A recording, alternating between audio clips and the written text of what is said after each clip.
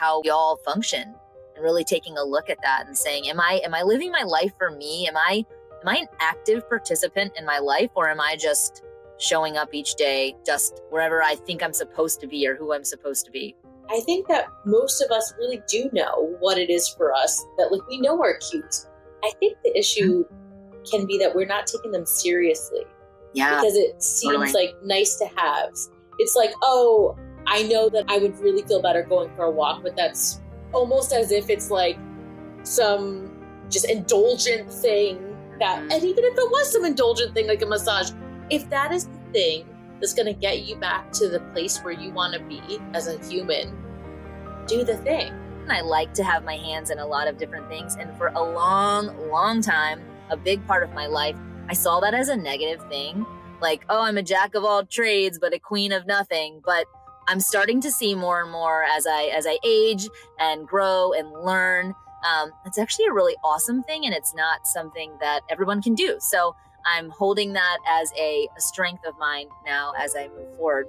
I'm all over the place, and that's kind of the person that I am. And I'm really honoring that in this season of life.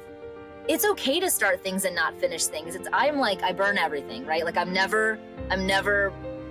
the worst cook because I have a hard time staying in one place. I want to like go do the next thing or go sit on the floor with my kids to play. And like, that's okay, because at the end, you're catching the sun. You're in the moment. And so if you start something and then the moment passes and you're no longer into that or feeling that emotion or whatever it is, it's okay to move on and leave it unfinished. Because isn't that what presence is about? Not forcing it. Help Me See is a podcast that redefines the word vision. Through vulnerable and real conversations, my own private introspective ramblings about the things that I think about in the wee hours of the morning, and my deep core belief that your nothingness is your everything, and all you have to do is see. I'm Bianca Mora.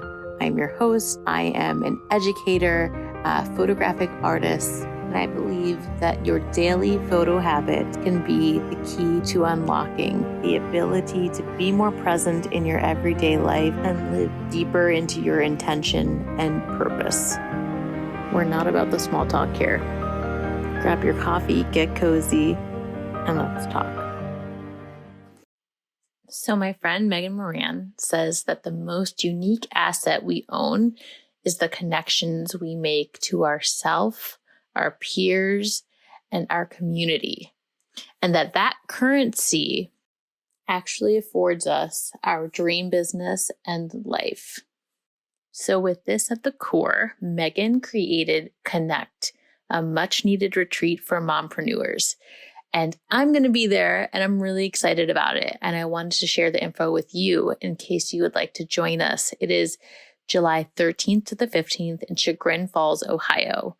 There are also virtual tickets available, but if you could be there with us in person, that would be so exciting. So this is for mama entrepreneurs who are ready to connect with themselves and others. If you always feel either present or productive, but somehow never both at the same time, Megan has 2.5 days planned, chock full of soulful strategy, strength and support, and guilt-free self-care. All of this goodness happening while connecting with people like you that just get it. I'm so excited to be there. And if you're curious about more details and want to join us, head to the show notes and click my special link, and you can find all the info there. Hello, and welcome to another episode of Help Me See. So if you are someone that considers themselves to be multi-passionate or likes to have your hands in a lot of different projects at once, and even sometimes can struggle to finish something or, stick with something for an extended amount of time because your passions take you elsewhere, this episode is for you. It is filled with so much gorgeous validation and examples of how that's actually a huge asset and a beautiful thing. We have Katie Dragos. She is a mindset and personal growth coach. that's coming on the show today. And she's a full-time working mama and wife, and she's committed to celebrating every single day and sharing the honest truth of working mom life. I'm going to read a little bit more about Katie. She's got over 17 years of marketing and event planning experience, community service work, and she's combined her loves for creativity and cultivating connections and helping others with one-on-one coaching and community-based program work. Katie is passionate about helping other busy mamas identify the missing links and finding joy, managing their time more efficiently, and doing less in order to achieve more.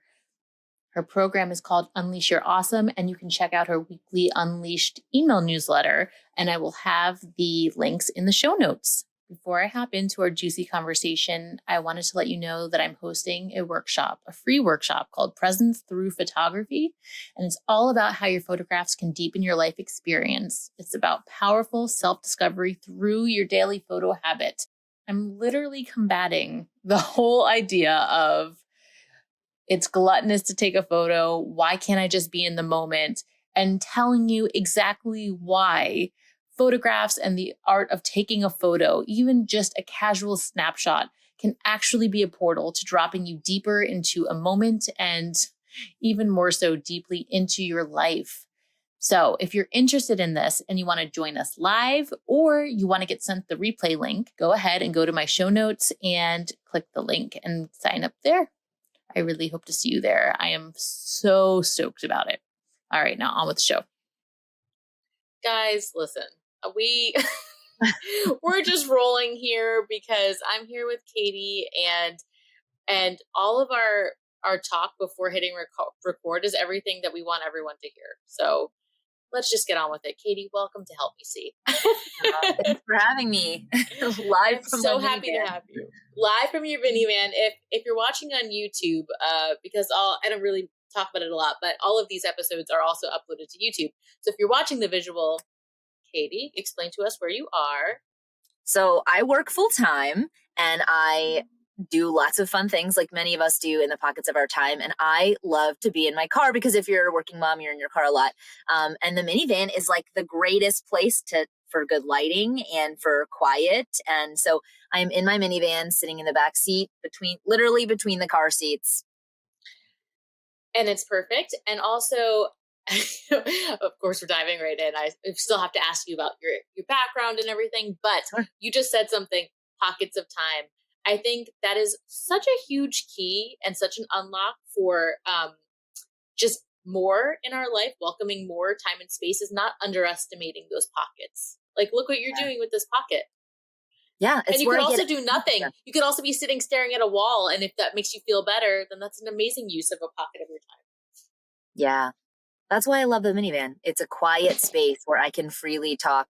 And I'm at work. I'm just in my minivan versus in my office because, there's distractions at work and I'll get back to it after this, but this is my break today. And that's when I'm using it to be here with you. So thanks for having me. Oh my gosh, I'm honored that you're using your break to be here with us. I cannot wait to talk to you specifically about, so this month we're doing, and it's going to go more than a month because this topic has been so amazingly fulfilling and crazy what I've learned through talking about it, of presence.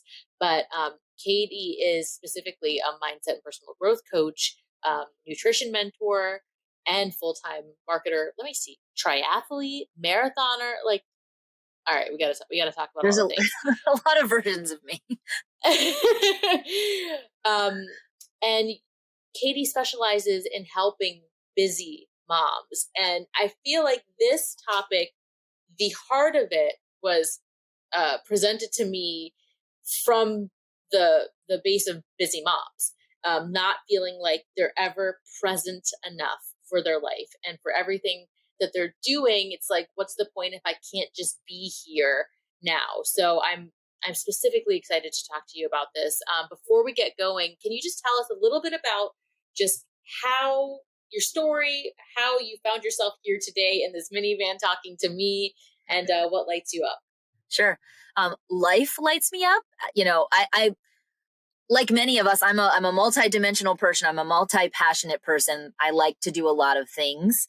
I have two little boys, and they are extremely active and loving and amazing. But also, having children has really helped me realize that it's okay to be. It took me a little while to be the different parts of me.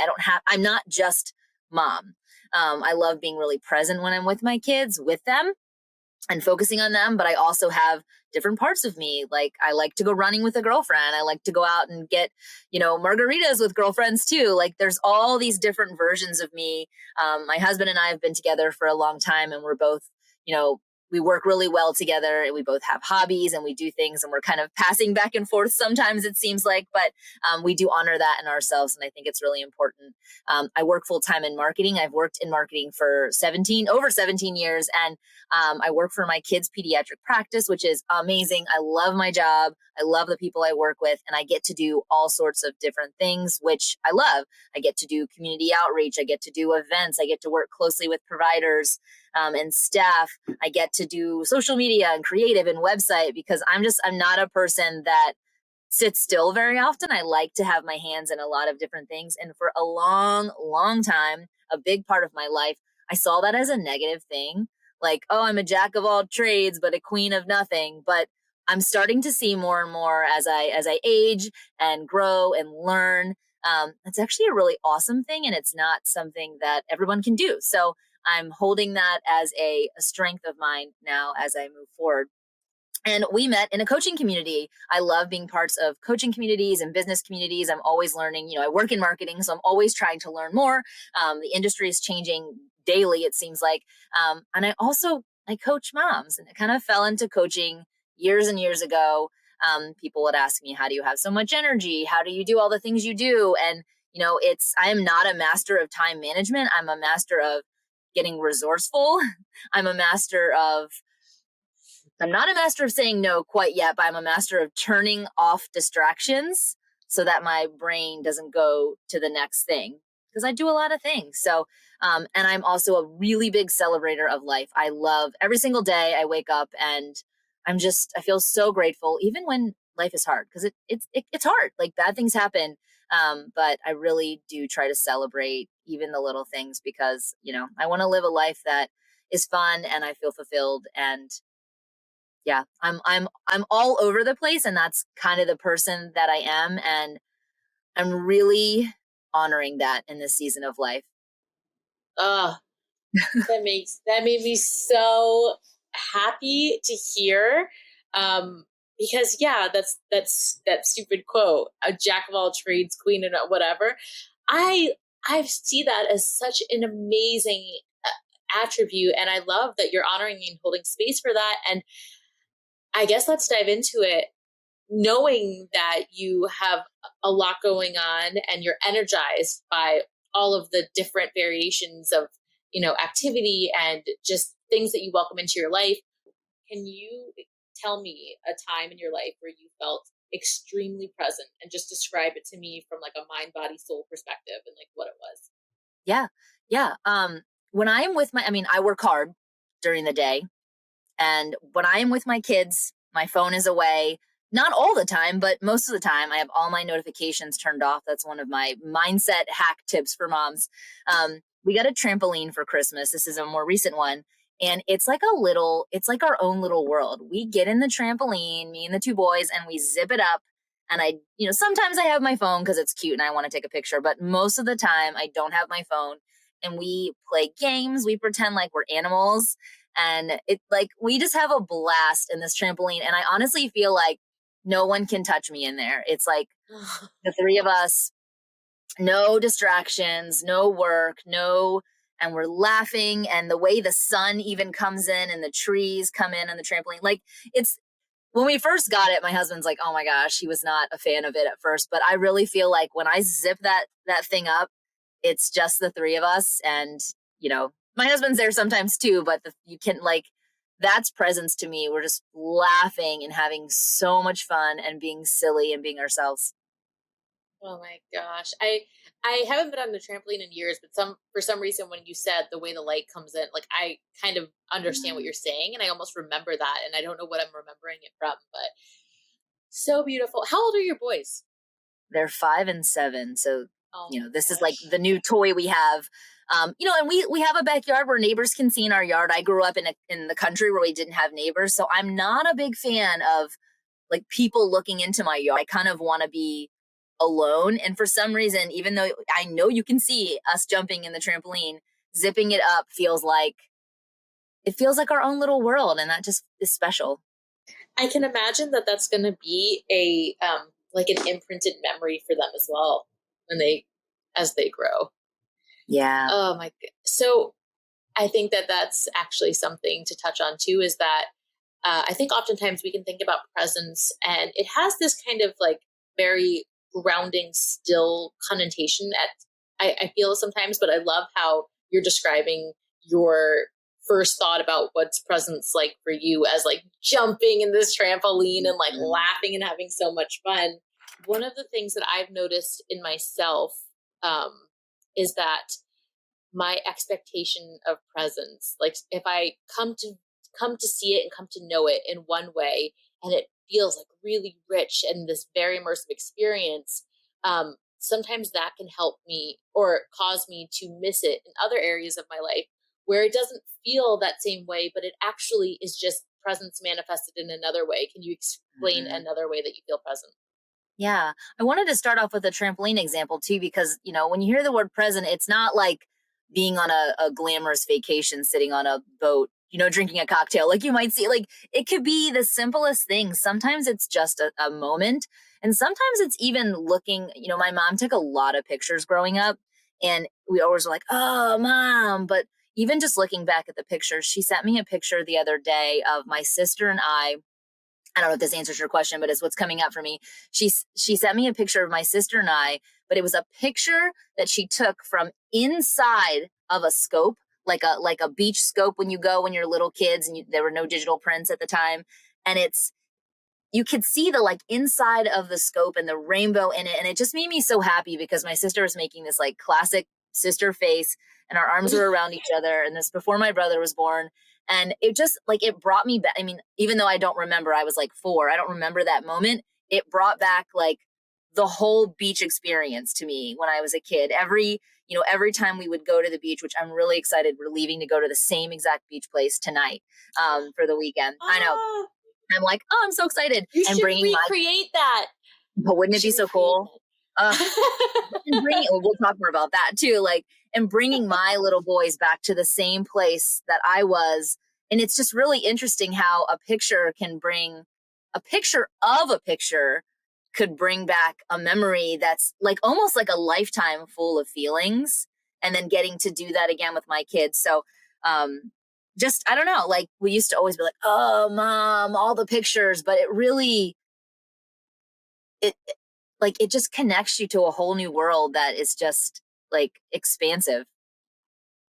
I I think that I'm gonna have to do a mashup of like in this series. I keep telling everyone that I have goosebumps, but I do have goosebumps.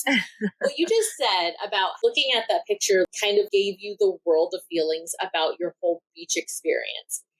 Isn't that the epitome of presence? Like for me, when I think about presence, I think about the notion of how crazy it is that you can sink into a moment, something so specific, and oftentimes the most simple, quiet thing or non-assuming thing, and it is like a world. Exactly what you're saying with the Mhm. trampoline, like it is our world. So for me, the idea of presence is like it, I directly correlate it with like the possibilities that photographs give us and open for us, is that by choosing something so specific, by pointing this or at this or whatever you're choosing, you are just like leaving yourself this breadcrumb of this world that there are no words for. There's like a bajillion words for, and they all come to you at once when you look at it. Isn't that so trippy? Yeah. Yeah. It's like a whole montage. Like it starts flashing before your eyes. And I wasn't, thinking of pictures that were taken per se, but like really feeling like I was in the moment just from this scope picture. it's, all those memories that are inside, like they're there. You just have to find a way to unlock them. Access them. Exactly. Actually, when we talked the Access, first that's a time, better you word. told me a story about your son. Didn't your son take a picture of you and you Yes. didn't realize he did? Oh, but Yes. can you tell that story? Because I just Sure. repeated that the other day because I was like almost crying. Yeah. Yeah. So my oldest son is 7. He'll be 8 this summer. And we were doing, a girlfriend of mine is an amazing photographer, and we were doing a mommy and me photo shoot. She had asked if I could do. I'm like, sure. Get to hang out with a friend of mine. We go over to her house, and we were walking down to this little creek to do pictures. And on the way, there was like a field, like it was a messy field of like weeds basically. But there were some flowers in the field, and the lighting was great. And so she said, hey, Katie, go run into that field real quick, because she knows I'll do it, and like I'll take a picture of you. It'll be fun. And so I hand my 7-year-old, he might have been 6 at the time, actually. This was last summer. I handed him my phone really quickly just to hold it, so I didn't have it in my hand. And she took some pictures of me, and I kind of was joking around and jumping around in the field. And we walked down to the creek, and got my phone back and whatever. And then later on that day, I pulled my phone up because I wasn't looking at my phone. We were playing. We had so much fun. And he had taken a picture of my friend, the photographer, behind her, taking a picture of me. And it was so special because, yeah, like I was excited for the picture that she took, but the picture that, first of all, like the fact that he thought to take a picture, and then I got to see what I looked like in his eyes, joking around and being mom in the field is even more precious than the professional picture. It brought tears to my eyes, and I asked him about it, and he was like, oh, I think he might have said, like, I thought you looked pretty, or it was a fun moment or something. And I'm like, child, like Oh my gosh. that's love, and that's what life is about, and how often do you get to really see yourself through your child's eyes? Oh my I'm gonna God. cry. This is the second time I'm crying. I'm crying. This is the second time I've heard this story. I knew it happened. It's just so. Oh my! I have a son, and maybe this is hitting especially hard because I could only hope he would do that for me one day. It's Yeah. just so that, and that's another thing too, is that I think that in today's day and age, and like with technology and the vilification of our phones, I think that taking photographs, the vibe of it has almost become like a gluttonous, shameful thing. Mm-hmm. I think that it's like, well, why can't you just be present? Why? But I think that when we have that very narrow view of it, and we're not open to seeing what else it means to take a picture, where like exactly what you said with your son, the fact that he would even think to do that, it is like it, that even though he can't articulate this at that point, it sparked something inside of him to see his mama like that. And he on his own took a picture of it. And in that sense, like to me, photographs are like little like offerings of gratitude and acknowledgement, and like showing that like I did see this, not that you need it, but just I often say that like whether you take the photo or not is kind of a moot point, even though I'm biased and I would rather have the photo. But the impulse, the point that you thought like this is so special, I want to keep it forever and take a photo of it. Yeah. I mean, what you know And without the tool of a phone, whether you take the picture or not, it gives you that opportunity to have the impulse to go, wow, this is a special moment that I might want to grab my phone for. And sometimes I don't want to get out of the trampoline and go grab my phone because it changes the energy up and there's no way I could recreate it. But other times I'm like, I'm going to go get my phone because we're having so much fun and I want to capture this, if I can. But without having something that you can easily take a picture with, I don't know if I would appreciate it and have, like you said, the impulse to think, I need to stop here and pause for a minute. And one thing I do with coaching clients too, because a lot of moms feel bad that, I'm on my phone all the time. I'm on my phone. I don't want to be on my phone.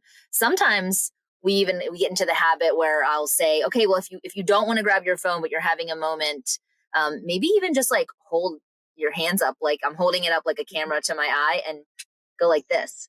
Or I've even had people, take a moment and like literally pinch yourself, which feels weird, but like it's that same impulse. It creates that moment of like, let me lock in this moment, just the feeling here.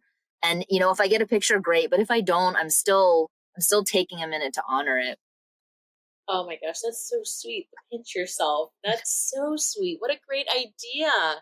Oh my gosh. And I guess diving into your work with your clients, you have exposure to like a wide array of moms. And what is your take on this, and like what you've heard, and how do you, I guess, a little bit more about how you coach moms through this kind of struggle that we have. And I say struggle, but it's also like an amazing like opportunity too, that we as moms acutely understand the importance of presence, because we're looking at this like horrendous magical magic trick in front of our eyes of our kids growing up so fast. And it's like the pressure to like soak it in, mixed with like the overwhelm of life and like all the things that we have to do. And so it's just this whirlwind of like pressure, but also knowing that like being present should, quote unquote, should be effortless. How do you coach people through that? Yeah. COVID, being home with my kids a lot more during COVID has taught me a lot.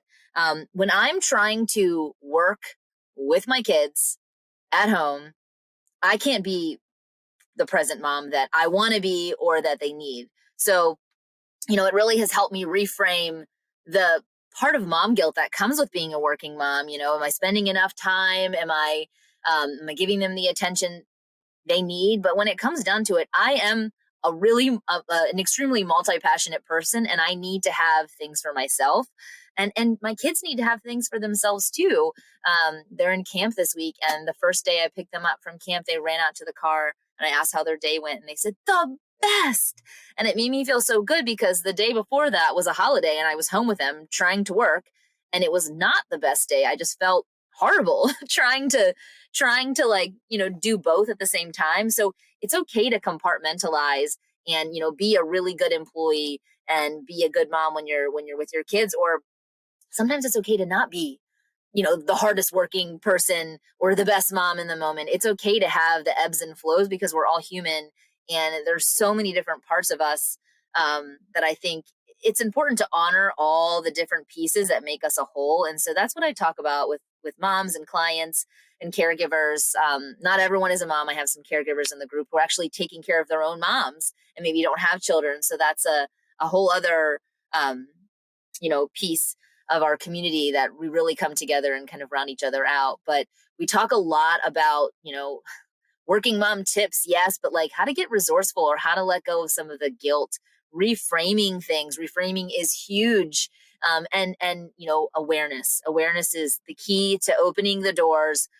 Before COVID, I would have never, I just thought differently. I thought about my time differently. I thought about my work differently. I thought about how I showed up in the world differently. And now I'm really looking at my life as a whole. And like I said, honoring the fact that I am a person who likes to do a lot of things, and that is a strength. And really like dialing it back with people and talking, about who they are, where are they in this season of life, what goals do they have, but then really meeting them where they are. Because I think there's so many programs and so many things that you can sign up for, videos you can watch, and they're not tailored to, your life, your values, where you are. I think it's important to have a starting place before just setting a goal or, trying to achieve something that a lot of times your mindset's not even in the right place. You're not going to achieve it if your mindset's not there. So in a nutshell, that's what we do, but we go around and round and make sure that it really matches who you are and where you want to go in the next step of your path. Yeah, meeting you where you're at. That's a huge part of it. And I just love how the theme of just leaning more into what feels good and resisting the judgment of what is, or like the stories that you made up about, like for instance, the multi-passionate aspect of yourself. Yeah. I started this work gosh, probably about 10 years ago, but right before my kids were born. But then when, once the kids were born, it was like, whoa, big time, a lot of personal development, a lot of mindset training, a lot of growth and events and things that I've been working on myself. And then, as you start to work on yourself, people start to ask, well, what are you doing? How are you, how is this working for you? And you can kind of help guide people a little bit. And then of course, COVID just was an eye opener for so many people in the world. Tragic, but such an eye opener, and how we all function, and really taking a look at that and saying, am I living my life for me? Am I an active participant in my life, or am I just showing up each day, just, wherever I think I'm supposed to be or who I'm supposed to be? I think it's so funny that a lot of the stories that that I've come to hear when talking about it in the frame of this, and like really getting super honest with yourself about what's what for you, has a lot to start with, like when you have kids, and also when you start your own business, if that's what you're doing, because it's like starting your own business is like personal growth on like steroids, and then the same is when you have kids. So when you combine the two, yes, it is a cool. I always say kids are such a mirror too. I mean, my kids will tell me like it is. If I'm not paying attention to them, and maybe I said I was going to stop working, they will tell me, Mom, you said you were going to stop working, or you said this. I mean, they tell you, hey, Mom, you're on your phone, and they're very honest, and they're honest in really loving ways too. My son for Mother's Day last year wrote, they do like my mom is, and they fill out the stuff. And I remember he wrote, my mom never, or no, my mom never, and he wrote stops. And I was like, that's interesting. Or stops going. That's what it was. Never stops going. And at first I was like, oh my gosh, like that's horrible. Like I never stopped going. And then I was like, hold on a second. Let's turn this limiting belief into an empowering belief here. I never stop going, right? Like, hey Mom, you want to jump on the trampoline? Yes. Hey Mom, you want to go for a walk? Yes. Like I want to be that mom. I have a lot of energy, but I want to keep up with that energy. And so I turned it around, because he really, kids come from a really loving place. So I know it was the second one, and not the first, when he said she never stops going. So we can really beat ourselves up really hard, really easily, and really hard. But like, why? We don't have to do that. Yeah. Yeah. I love how you checked yourself with that reframe, with that. Yeah. And that's the hardest part too, is that, but I believe that building that muscle is important. And I think it's the hardest part, because it's like cognitively, we understand. I mean, we're super smart. We get it. We know all the things, but it's like you can know everything intellectually, and then you're in a moment and that part of you is completely blocked. And how do you help access that moment of like, wait a minute, like when you recognize that you're going into a swirl of like what's not helpful for you? Yeah. I mean, like I said, I've done a lot of mindset work, and I coach moms on this now. And I get in the moment. I can feel viscerally when I'm about to. I hate to be late, right? So like being late is a major trigger for me, and I can feel my face get hotter. I can feel my blood start to like literally like boil inside of me. And I've learned the cues. Like we all know right before we're about to lose it, right? And it doesn't mean I don't lose it. I lose it all the time. We're all human. It happens. But I can feel it, and I notice it now, and take a minute to breathe. I try, right? Like sometimes it works well, and sometimes it doesn't. I'm also really big. I've learned what brings me back to baseline. So we have this conversation a lot as moms. What brings you back to baseline? Do you need a moment to yourself? I like to move.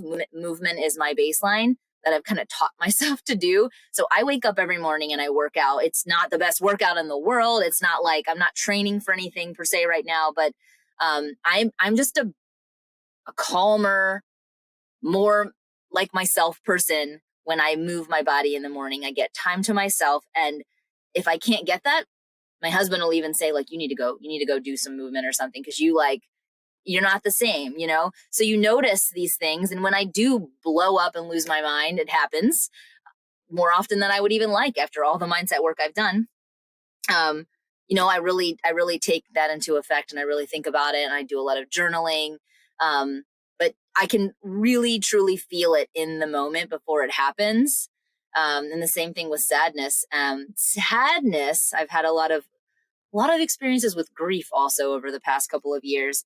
And sadness used to be something that I would hold back and not allow myself. I would literally like choke it back.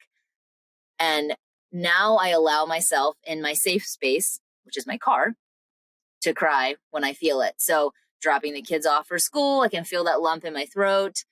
I hold on to it, and then I get in the car and allow myself to release it. Music is a great way to release. Movement's a great way to release. So I think it's just becoming aware, and giving ourselves permission to either let the feelings out or hold them for when it's you're not always able to do this, but hold this for when it's appropriate for you to be able to actually get the full release that you need. I think that most of us really do know what it is for us, that like we know our cues. I think the issue can be that we're not taking them seriously. Yeah. Because it seems like nice to have. It's like, oh, I know that I would really feel better going for a walk, but that's almost as if it's like some just indulgent thing that, and even if it was some indulgent thing like a massage, if that is the thing that's going to get you back to the place where you want to be as a human, do the thing. Yeah. What you're saying makes me think of, so I changed the way I plan my weeks when COVID came up, because I was home with the kids for a while. I got this awesome planner pad, which you do not need, but I just love it. It helps me visualize out my week. I look at my personal calendar and my work calendar, and I combine them. I used to keep them very separate, but I combine them because they make up the whole person that is me. I'm not just a mom and just a employee, right? And I put personal and work together on that. And, they say like, look at your calendar. We'll show you what your priorities are. I put my kids' stuff first. When do my kids need to be picked up? Because, they have, like, they're little, they need to be picked up. We need to make sure that they're healthy. Their doctor's appointments, things like that are taken care of. And then I put my work meetings in places where do I need to be in person? Where do I need to show up?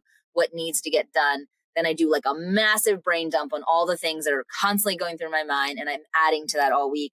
But it really helps me look at my calendar and go, okay, I need to be here this day. The kids need to be picked up. Oh, we need, identifying what needs to happen, what needs to get done. And then it also shows me where I have space. And that is something that I was not doing before. I know now, and yes, things change throughout the week, but I know where I have space now. So maybe I get a chance to work from home, and that's a day where I can be more creative and work on, social media things and artwork and things for my job or for my business, whatever that looks like. And then, yeah, if the kids get sick or something happens, then, I pivot and I move things around, and sometimes things don't get done, but I know that I have the space. And I think once we look at our life like that, and put things physically in maybe you want to go for a walk and you're like, well, you know what? I could go for a walk on these 2 days. Put it on your calendar and then do it. And if something comes up, that's fine. Things come up, but at least you know, and your mindset is like, oh, on Tuesday, I'm going to go for a walk in the middle of the day or whatever it is. And that really is, it's so simple, and it's not perfect at all, but it really helps go into the week and go into the day. It really helps ground you. It works for me. Yeah. And it's in that same vein of like taking the things that are important to you seriously. It's like, who's to say that only your commitments to other people are the only things valid enough to go on your calendar? That's huge. Like, what? Like, things that are important to you go on the calendar just as much as like your commitments to your kids or your commitments to your job. Like, yep. And then I feel like it's just a huge opening, and spaciousness is honestly my like number one need. I actually didn't realize how, and in spaciousness, I never realized until after I had kids how important silence was to me. Like, I didn't realize how sensitive my nervous system was at all until I had kids.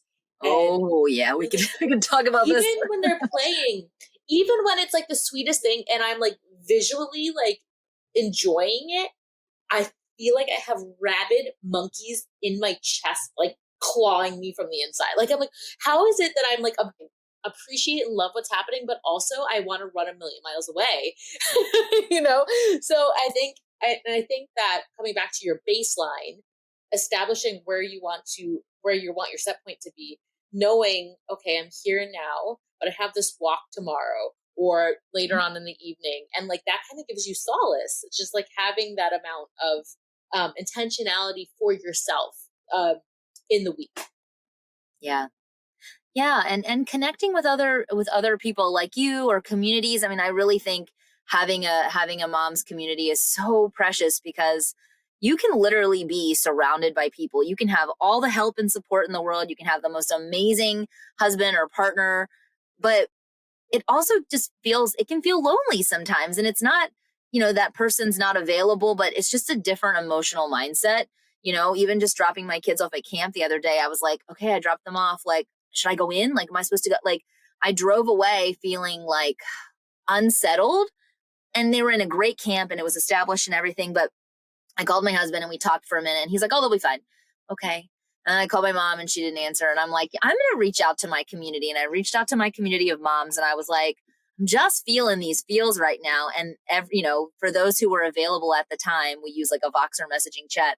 They jumped in and they were like, oh my gosh, we're thinking of you. We're supporting you. We felt the same way or we feel the same way. And so it's just nice to know sometimes that you're not alone.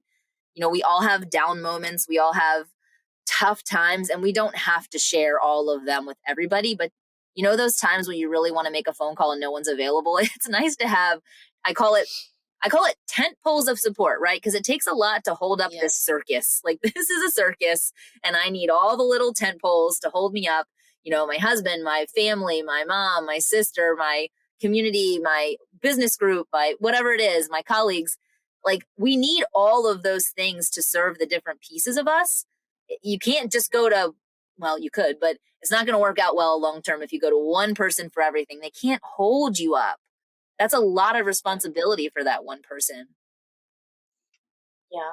And this is a huge learning that I've been continually learning over the last year because I'm like self-proclaimed lone wolf, introvert, like those, typical, like I'll just do it and sign your name to it. It's fine. Like, but I really can't even articulate how vital, especially in this like new journey of like entrepreneurship, it has been to like meet people that you just know get it.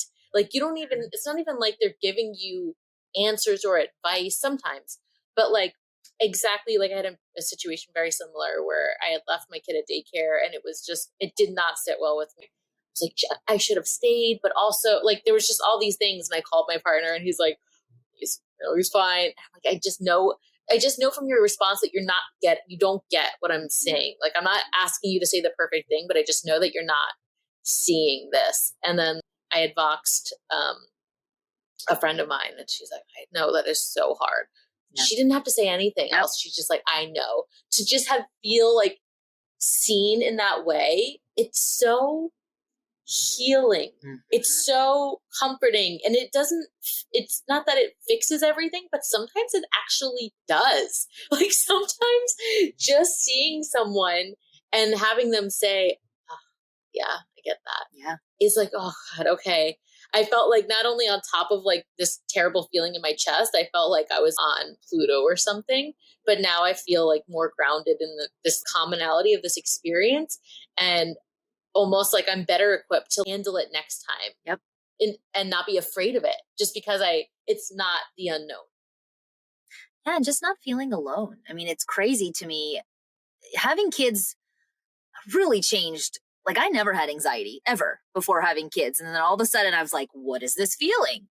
This is a new feeling, and I am a huge proponent of, obviously I'm an extrovert. I talk a lot, but, I'm a huge proponent of, clinical help and therapy and talking to people and being parts of communities. But like, it's important to explore your feelings.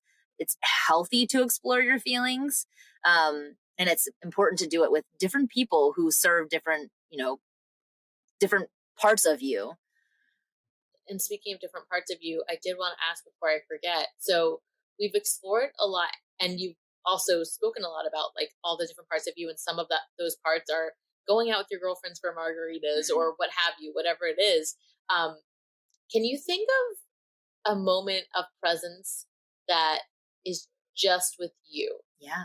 A moment that you've had that just feels like yours and yours alone. Sure. So morning time is my time. Like my kids sometimes do get up, but that is my time. And I create ceremony around my mornings, like down to what I'm wearing. I mean, I love my morning time. I wake up, I jump out of bed almost every morning because I know it's my time. I'm not that is the time that I have set aside for myself. With I pretty much go to bed with my kids, so I know I'm not going to get it in the evening. I am present with myself and with my thoughts in the morning time, and it looks different every day. I know I'm going to move in some capacity, and I might do some journaling or some reading, but I'm not a strict planner out of what I'm going to do. I just have a kind of an idea, and I go into my basement, and I never thought I would be a workout from home person, but I really have, as an extrovert, have realized that space and that time to my own thoughts, like before I check social media, before I check emails, that's the real me. And that feels so awesome and so special because I'm not like altered by anybody else's expectation or reactive to what somebody else needs. And that to me is the true place that I can ground myself and then, give back from moving forward in the day, whatever happens. Oh my goodness. Uh, and can you just talk a little bit more about what it feels like? Like, I love, and I'm a huge fan of what you just said about how, because I kind of function like this as well. Well, one, I try so hard to wake up earlier than my kids, but it just doesn't happen. And I think I need to move it up even further. Like today, I got up at 6 and I was like, okay, I'm going to be able to get into meditation in 2 minutes into the meditation. My son wakes up. Yep. But the fact that you know roughly like what you want to do, but you don't know exactly what you're going to do. It's not like you're planning out that time. Can you just talk a little bit more about like the intentionality with that and like your mindset as you move through that? Sure. I know how I want to feel. And this is a question I ask a lot when people are setting goals or, how they come into coaching and they're like, this is my goal. I'm like, well, okay, let's talk more about that. Where are you? Where do you want to go? But really, how do you want to feel? Like, I know how I want to feel in the morning. Do I want to feel like some days I wake up and I'm like, I want to do quick, like 20-minute workout, and then I want to read more. And so I honor that. Some days I want like a long bike ride and I want to be able to look at my phone while I'm on my bike ride. I have a spin bike and maybe create something and work through thoughts while I'm working out. So if I tried to plan it, it wouldn't work. If it was too rigid, I have the structure of the time. And I will also say too, there were years and years and years and still days now where my kids wake up. Your kids sense your energy and your presence in the house. It really, and once, interestingly enough, once I understood that and almost came to appreciate that, then they started sleeping more. So it was like, okay, I'm finally okay with you waking up because I want to be with you. And now you're going to sleep in, So it's a very interesting, it's almost like the more you resist something or the more structured you try to make something, the more frustrating it's just going to make you because, as kids and moms and multi-passionate women in this world, like, you can have the perfect plan. You can go out to Target and buy the colored pens and the planner. And I've done that and I still do that sometimes, but like you make this perfect plan and it's not going to work out that way. You have to give yourself a little bit of flow, and time to figure it out. And sometimes that time to figure it out is figuring out what's not working too. And not everyone's a morning person. I've made myself a morning person because I'm not a night person. Like, you have to figure out what works. I tried going to the gym at 10 o'clock for like 6 months, like put everyone to bed, and I would leave the house and I would go at 10 o'clock. That didn't work for me, you know? So you try things and you kind of ebb and flow a little bit. And, my kids are, I use the term in this season of life a lot, because in this season of life, waking up in the morning works for me. It could change tomorrow. And I'm going to be really freaking frustrated, but I'll figure it out the next season when it comes. Yeah. Yeah. Two things you said. One, I'd never thought about it like that. And you just want so much clarity around this for me, because one day a week, I tell my partner, I'm like, that's my day to sleep in, Sundays. And without fail, my kids sleep in on that day. And he gets off so, not that I wish him a struggle, but like, I don't understand. Like, what? And it's because I'm still sleeping. That's so crazy to me. I'm totally going to try to like welcome like the acceptance of it and see if they sleep in. Isn't it beautiful too when you think of it that way? Like, wow, my child senses my energy and is like, "Ooh, I want to be with her." Like, that's really cool. And here's what it's still my time. I just need to be a little bit more flexible. So I have a spin bike. It's literally next to the couch.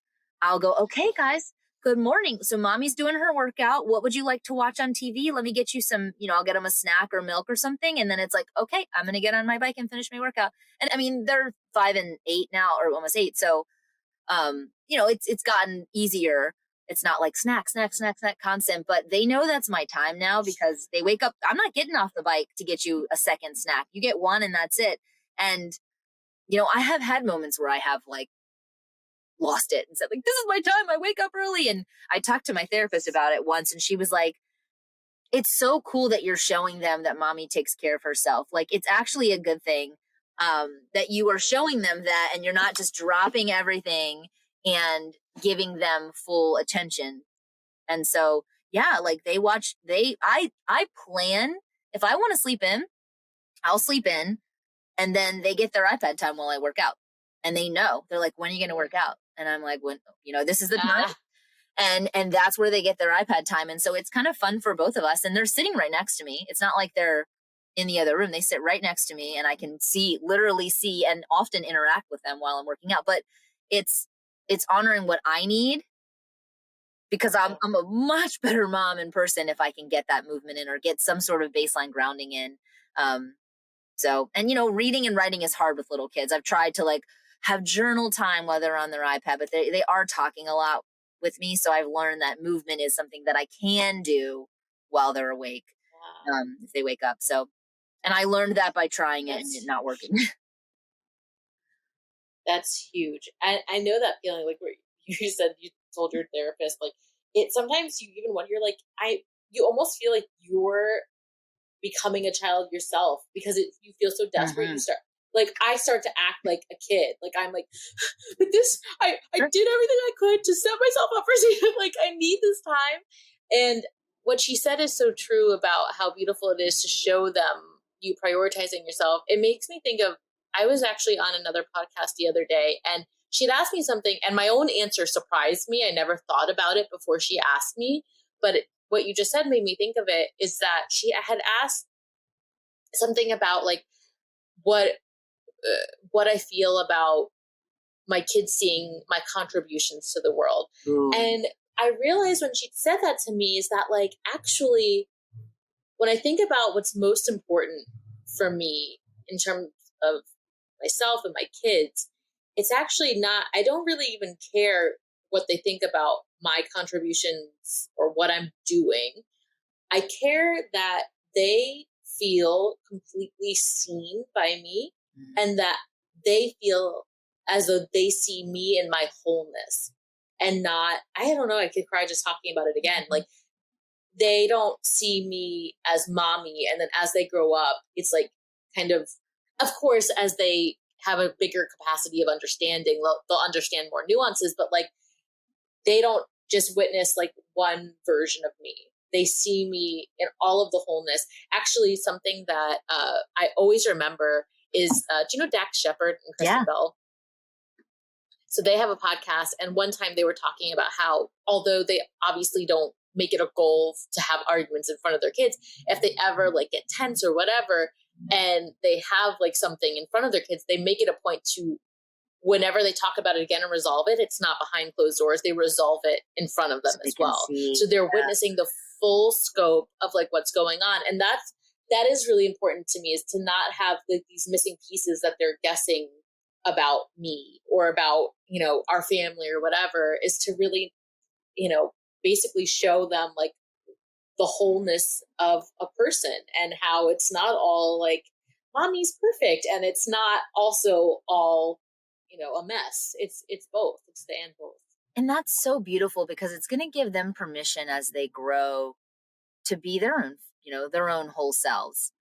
They're not just, you know, they're growing into people. They're not just going to be one version of themselves. They're going to be different, you know, have different hobbies. Even just having 2 kids, I'm like, oh my gosh, they're so different and they have different needs. And it's crazy to see. Like, I'm blown away, and we're only, you know, 8 years into this. So what you just said, so I had told you earlier, I was reading, I blow dried my hair, which like never happens. I blow dried my hair this morning because my kids have a little bit more time in the morning before they go to camp. And I pulled out this book. I read while I blow dry my hair, which again, never happens. But I pulled out this book. And for those who are watching the video, it's If I Had to Live My Life Over, I Would Pick More Daisies, right? And so this is a book. My grandmother, who I was very, very close with, passed away suddenly in October this past year. A lot of, when I talk about grief. And so we're going through her stuff, and I found this book, and I had asked my mom if I could have it. And so it's next to my bed. And every once in a while I open it up, and it's just little poems and stories from women. I don't think my grandmother ever even opened it. However, I opened it up this morning when I went to blow dry my hair, and I found just first page, and I was like, I have to read this today. It's a short poem, but it really relates to what we talked about today. It relates to being a working mom, a multi-dimensional person. So can I read it to you? Please. Okay, so it's called Good Intentions. Now, when I first started reading this, I was like, ooh, but just wait till the end. So, Good Intentions by Doris Vanderlip Manley. Someday you will tell your children about a woman who left behind a trail of abandoned projects. Husbands never sure of ownership, children never certain of devotion. Carvings begun in heat and left unfinished until discarded in another move. Paintings she intended to redo to catch the true brilliance of the scene. Friends she wanted to help in time of trial, but managed only to blow a poem their way. Dresses she started making, but by the time she finished them, her taste or the weather had changed. Cookies burnt to a crisp, and cakes that fell when the housewife was submerged by the scholar. From this conglomeration, which makes a life, what will you remember? A woman no more, substantial than a cloud, yet one who caught the sun. Like, when I read this, I was like, just like we talked about being a multi-passionate person and wanting to be, you know, involved in a lot of things. But then when I read this, I was like, oh my gosh, it's okay to start things and not finish things. I'm like, I burn everything, right? Like I am the worst cook because I have a hard time staying in one place. I want to like go do the next thing or go sit on the floor with my kids to play. And like, that's okay. Because at the end, you're catching the sun. You're in the moment. And so if you start something and then the moment passes and you're no longer into that or feeling that emotion or whatever it is, it's okay to move on and leave it unfinished. Because isn't that what presence is about?